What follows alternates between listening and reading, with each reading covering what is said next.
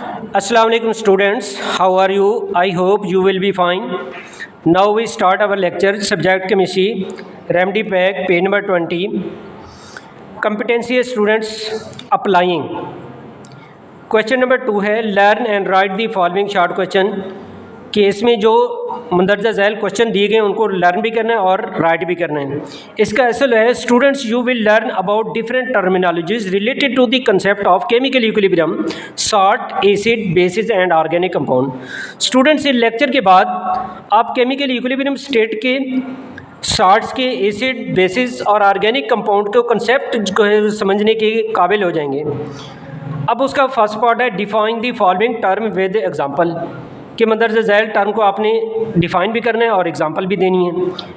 First है उसका part है reversible reaction, second B part है स्टैटिक इक्विलिब्रियम। अब रिवर्सिबल रिएक्शन से मीन क्या है? रिवर्सिबल रिएक्शन रिवर्स से है। रिवर्स क्या होता है? वापस आना। मीन हमारे पास एक रिएक्शन है, उसमें क्या है, रिएक्शन के स्टार्ट में क्या होते हैं, रिएक्टेंट्स होते हैं, बाद में क्या होते हैं, प्रोडक्ट्स होते हैं।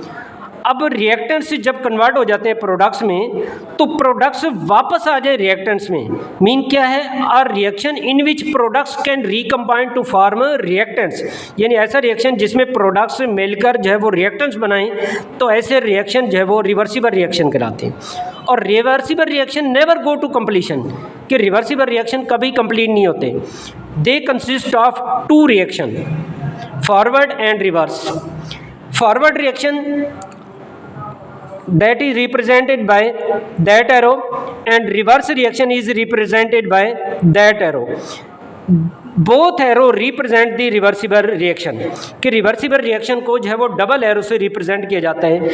तो ये वाला फॉरवर्ड रिएक्शन है और ये वाला जो है वो रिवर्स रिएक्शन है। तो स्टूडेंट्स अब इसकी हम एग्जांपल जो है वो कोई भी देते हैं। फॉर एग्जांपल हमारे पास एक रिएक्टेंट्स है ए और सेकेंड इसका रिएक्टेंट्स है बी, इक्वल टू, ये हम डबल एरो लगाएंगे और यहाँ पे प्रोडक्ट्स बन रहे हैं सी प्लस डी। ये हमारे पास रिएक्टेंट्स हैं और ये हमारे पास प्रोडक्ट्स हैं।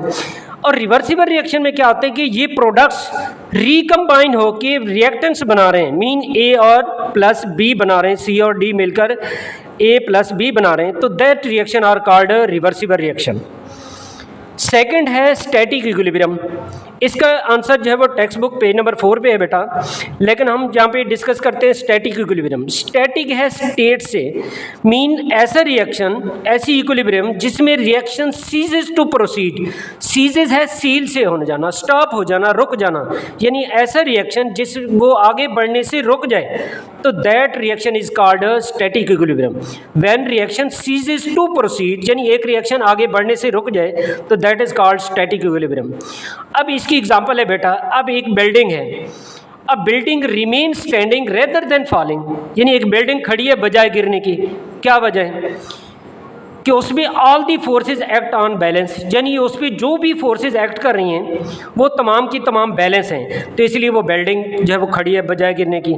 अगर उसमें फोर्सेस बैलेंस ना हो तो फिर वो बिल्डिंग गिर जाएगी और इस तरह वो रिएक्शन फिर स्टैटिक इक्विलिब्रियम नहीं होगा। तो ये है आज का हमारा टॉपिक स्टूडेंट्स। ओके, अल्लाह हाफिज़।